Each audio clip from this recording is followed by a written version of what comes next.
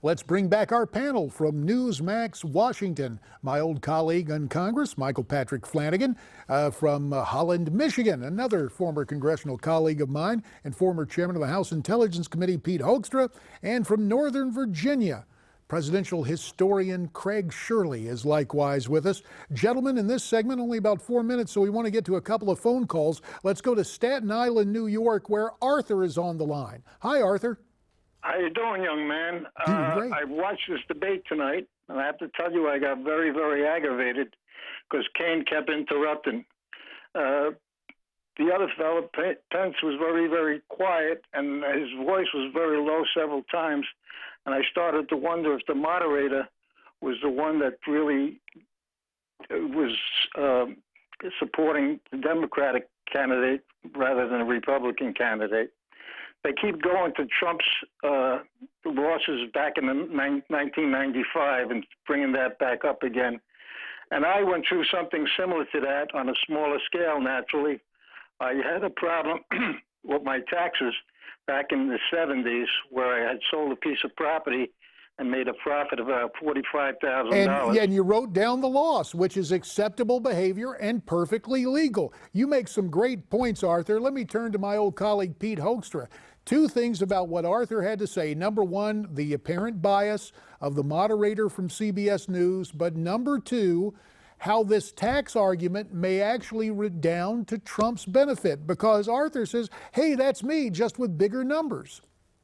Well, a couple of things there, JD. You're absolutely right. When you take a look at the bias, we've talked about the bias earlier today.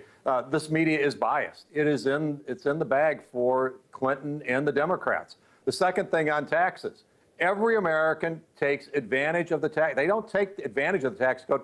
They use the tax code the way it was structured to take the benefits that are there if you have a bad year or a bad loss. Every American tries to minimize their taxes.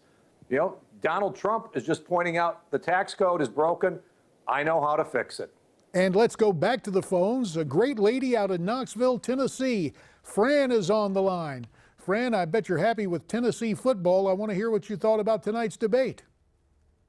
Hey, JD, I'm actually in Knoxville, Maryland. But thank you I'm for the so thought sorry. anyway. In Maryland rather than Tennessee. I stand corrected. Your take, Fran. I appreciate the friendly amendment.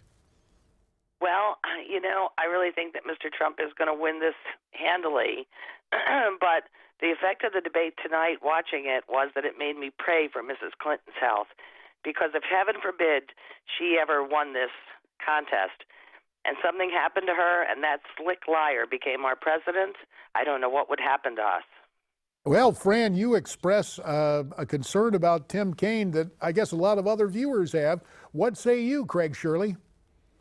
I agree with the caller. I think that Kaine opened up a lot of questions tonight about his own character, his own temperament, his own ability to keep himself in check and keep himself under control. Pence, in contrast, was calm and cool, and it's a boost in the it's a booster shot just at the right time when the Trump campaign needs it, and it's bad news for Hillary's campaign at the right time when she doesn't need it. Mike Flanagan, was it because Kaine just thought he had the home field advantage and knew the moderator would weigh in for him? What do you think was in Kaine's mind? 30 seconds. Amateur hour. He had that crooked eyebrow working all night and had almost a sinister look about him. He thought it was going to be a cakewalk, just as you described. He thought the moderator was in the bag for him. All those things were true, and he still muffed it. The guy had nothing to say, and that's the biggest problem with Hillary. There is no positive argument for her candidacy, and the Clinton campaign simply cannot overcome that hurdle.